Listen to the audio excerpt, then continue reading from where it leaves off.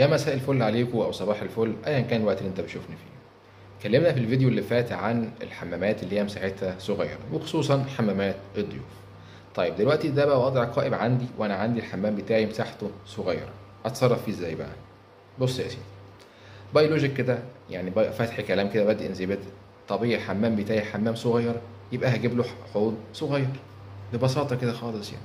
يبقى عندي حوض صغير لا يشغل حيز من الفراغ، يشغل اقل حيز ممكن من الفراغ. والحوض اللي انا برشحه او يعني اللي انا شفته الفتره اللي فاتت وعجبني جدا واتكلمت عليه قبل كده مره واتنين، هو حوض من شركه ساني بيور. والحوض ده شكله شيك جدا. هتلاقي الحوض ده يا اما سلندر، يا اما مستطيل، يا اما كلون بقى لونه يا اما ابيض، يا اما هتلاقي فيه لونه البادي من بره اسود ومن جوه ابيض عادي. هتلاقي فيه حوض من غير خلاط، انت بتجيب له خلاط اكسترنال من بره اضافي، او الحوض نفسه فيه خلاط شجره منه فيه في البادي بتاعه. فهتلاقي فيه اوبشنز كتير ممكن تلاقيها في الاحواض اللي هي مساحتها صغيره. بالمناسبه الحوض ده الماتيريال بتاعته مش صيني ولا خزف ولا الكلام ده كله، الماتيريال بتاعته حاجه تانية اتكلمت عليها في فيديو قبل كده. بس الماتيريال بتاعته شيك جدا ومط وحاجه شكلها يعني حلو بصراحه. يعني هو الحوض ده بصراحه كل ما اشوفه اقف قدامه، ما اقدرش امشي من قدامه لما اشوف الحوض ده. عرفت تجيبه، هو موجود في المعارض يعني هاته، ما عرفتش تجيبه هات اي حوض تاني يكون مساحته صغيره. طب ده حل من ضمن الحلول. ايه تاني ممكن نعمله؟ الخلاط بتاعي من التأسيس او من خالص بقى، من اول خالص بقى التأسيس بتاعي الخلاط ده يكون خلاط دفن. يعني ايه خلاط دفن؟ يعني الخلاط ده يكون موجود في الحيطه مش في البادي بتاع الحوض نفسه. الخلاط اللي بيكون موجود في البادي بتاع الحوض نفسه وطالع منه كده ده اسمه خلاط شجر. الميكسر الخلاط الحنفيه اللي طالع من البادي بتاع الحوض ده اسمه خلاط شجر. لكن لو طالع من الحيطه يبقى كده خلاط دفن. طبعا كده استفدت ايه؟ استفدت بتاع 10 سم اقل حاجه اللي كانوا موجودين في البادي بتاع الحوض، انا استغلتهم في الحوض بتاعي في الحله بتاعتي، اكبر الحله بتاعتي لان خلاص الخلاط عندي بقى خلاط دفن، فانا وفرت المساحه دي. ده حل من ضمن الحلول.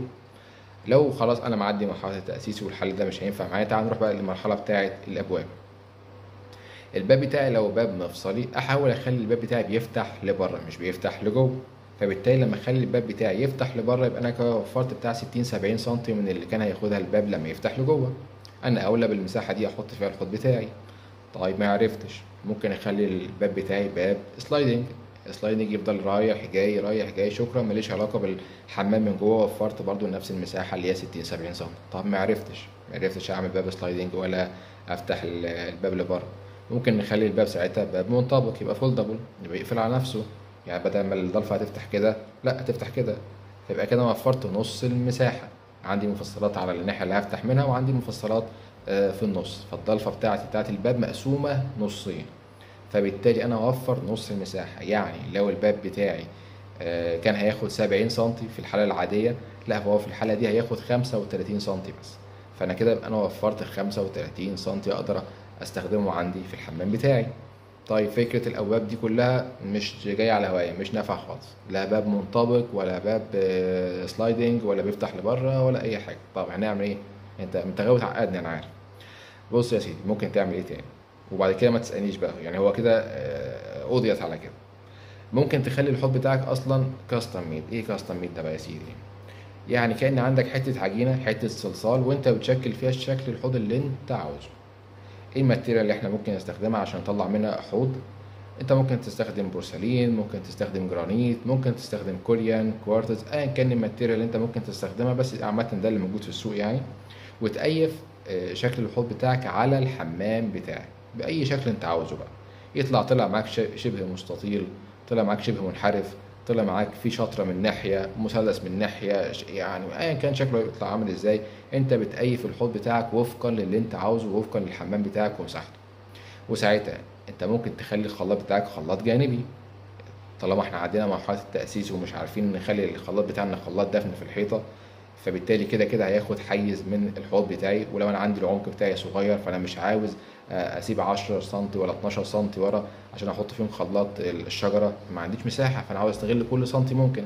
فانا ممكن ساعتها اخلي الخلاط بتاعي جانبي، يا اما يمين يا اما شمال يا اما في الكورنر. فكده يبقى انا وفرت المساحه بتاعه الخلاط اللي هي كانت هتبقى ورا دي، ممكن وفرتها، لان ساعتها خلاص خليت الخلاط بتاعي ايه جانبي، يمين شمال او في اي كورنر من الكورنرز اللي انا عاوزها. وممكن ساعتها يبان كانها حركه، يعني كان انا قاصد اعمل كده، فايه تطلع بمنظر شكله شيك كمان.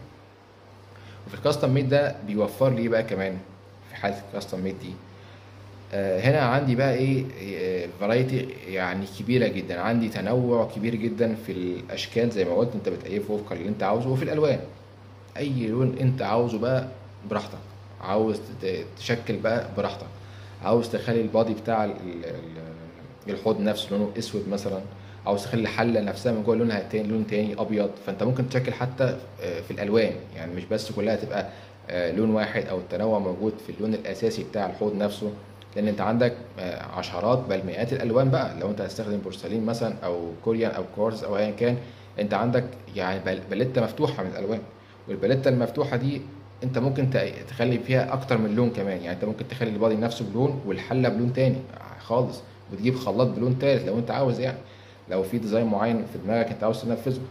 فده من ضمن فوائد الكاستم ميد، يعني تنفع في الحمامات الضيقه، وتنفع كمان في الحمامات العاديه، الحمامات الكبيره. دي في الاول وفي الاخر حاجه ترجع لك انت.